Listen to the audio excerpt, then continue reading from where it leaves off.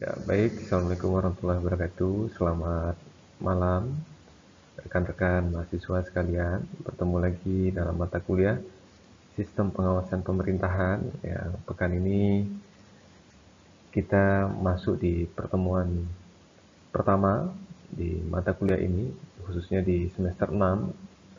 Dan harapannya rekan-rekan mahasiswa sekalian dapat memahami poin-poin penting capaian daripada mata kuliah ini yang harapannya ada output yang kemudian bisa dipahami dengan baik dan benar untuk keselarasan tata kelola pemerintahan yang baik, kira-kira harapannya begitu. Dan dalam mata kuliah ini ada tujuan utama gitu ya, yang sifatnya umum dan khusus dalam capaian mata kuliah ini. Tujuan utamanya seperti yang tadi saya sudah sampaikan, harapannya mahasiswa dapat memahami pentingnya pengawasan pemerintahan dalam menciptakan tata kelola pemerintahan yang baik, atau yang sering kita dengar sebagai istilah good governance gitu ya, yang harapannya kemudian akuntabilitas publik ini bisa tercipta dan terjalin dengan baik.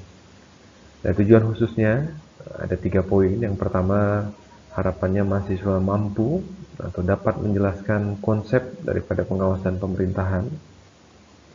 Yang kedua, mahasiswa dapat menganalisis bentuk-bentuk pengawasan pemerintahan itu secara kolaboratif gitu ya, baik itu pemerintah pusat, pemerintah daerah, dan juga dengan masyarakat sebagai item pengawas paling luas rasanya gitu.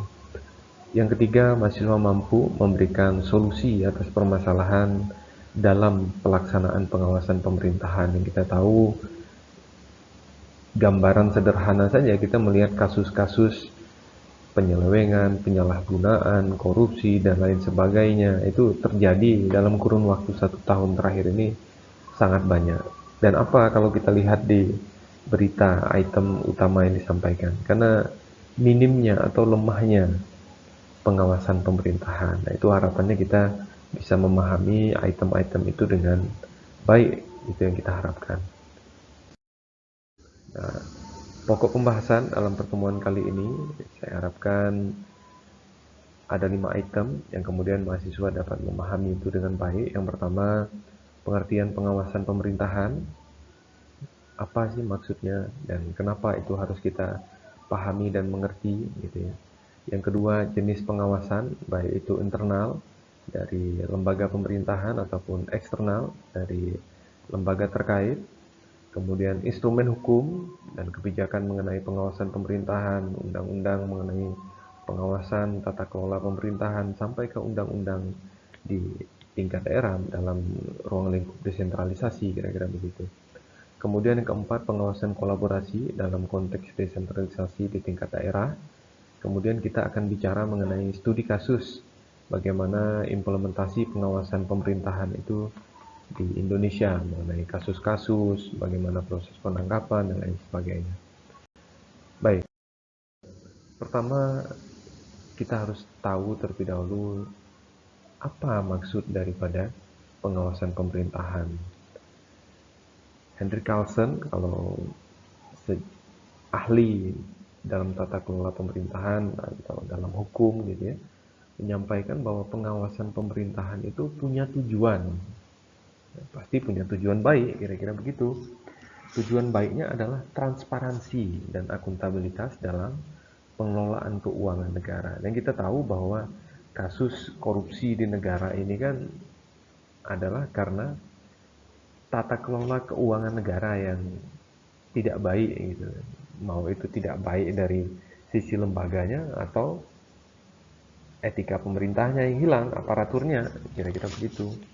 Nah, pengawasan pemerintahan ini seringkali atau serangkaian aktivitas yang dilakukan dalam memastikan bahwa kebijakan itu berjalan dengan baik, anggaran itu berjalan dengan sesuai, penyalurannya, program pemerintah dijalankan sesuai dengan rencana. Jadi, poin utama yang harus kita pahami dalam pengertian pengawasan ini, pemerintah punya item yang diselenggarakan melalui program kerja, punya kebijakan dijalankan melalui program kerja, melalui implementasi kegiatan gitu ya. Kemudian ada anggarannya. Nah, itu diawasi kira-kira gitu. Atau pemerintah bikin kebijakan dalam rumusan kebijakan publik gitu ya. Kalau dalam teorinya Grindel, dia bilang sebelum melakukan aktivitas implementasi perlu direncanakan. Nah, dalam proses perencanaan itu perlu diawasi supaya ketemu outputnya atau ketemu goalsnya sama dengan apa yang direncanakan. Supaya tidak keluar konteks lah, kira-kira begitu.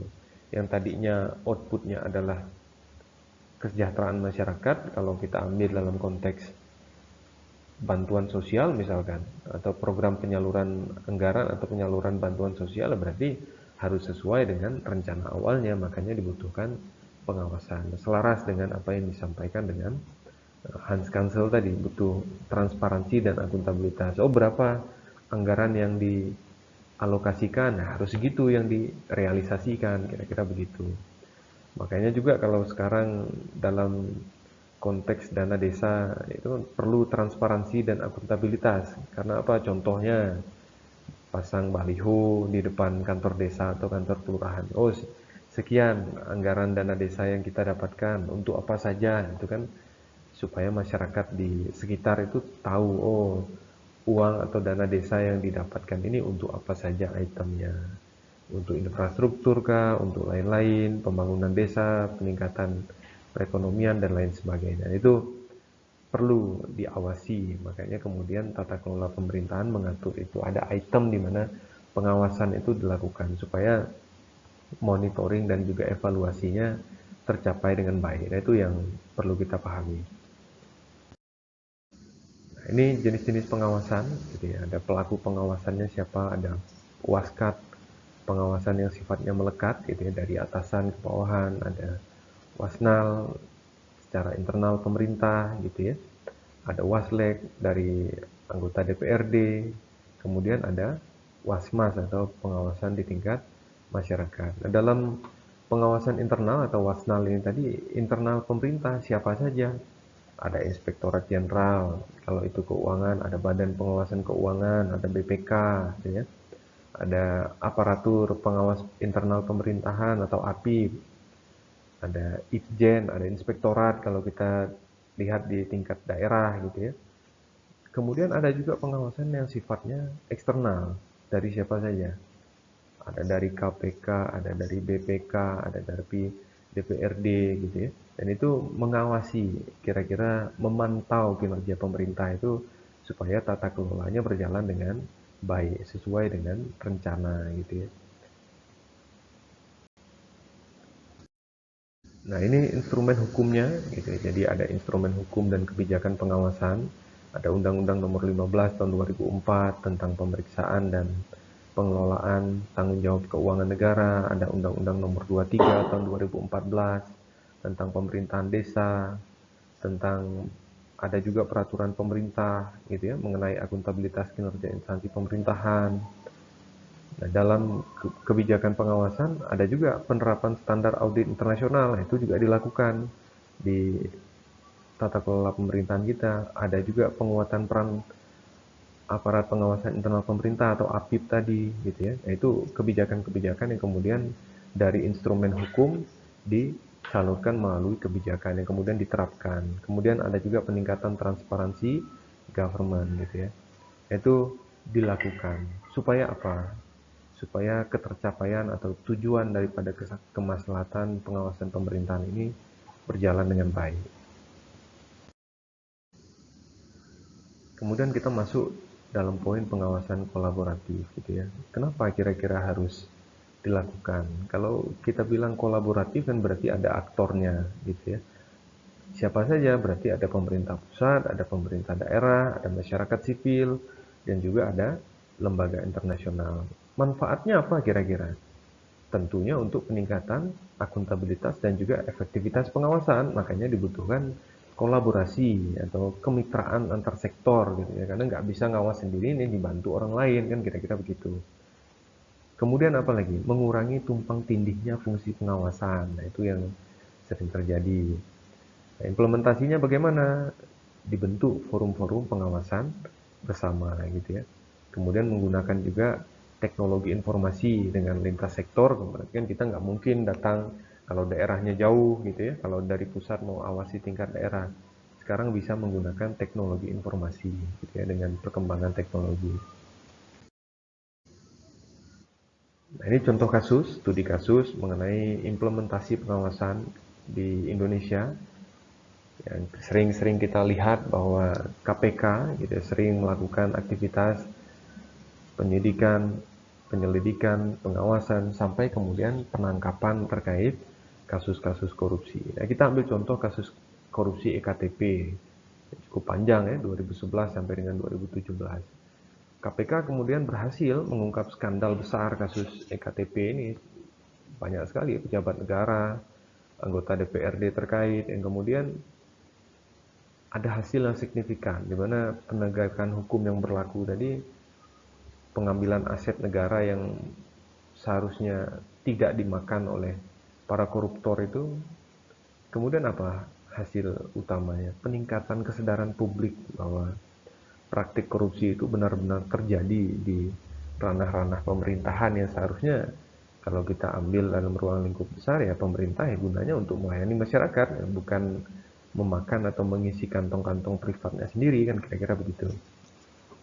Tapi dalam proses pelaksanaan implementasi pengawasan kita juga tidak bisa pungkiri intervensi sekecil apapun dari ranah politik karena resistensi birokrasi kita kan pasti erat kaitannya dengan independensi politik kan kira-kira begitu. Nah itu yang sedikit banyak pasti mempengaruhi terhadap proses-proses pengawasan gitu ya.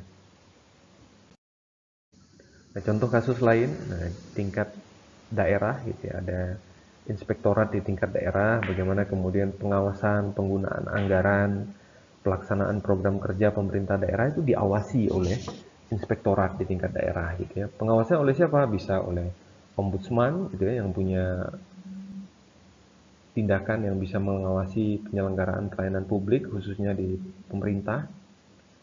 Kalau sekarang ada aplikasi yang namanya Silapor gitu ya. Nah, itu pemanfaatan teknologi informasi untuk pelayanan atau sekarang kita sebut sebagai e-government gitu ya. Nah, itu digunakan aktif oleh pemerintah. Siapa yang bisa melaporkan?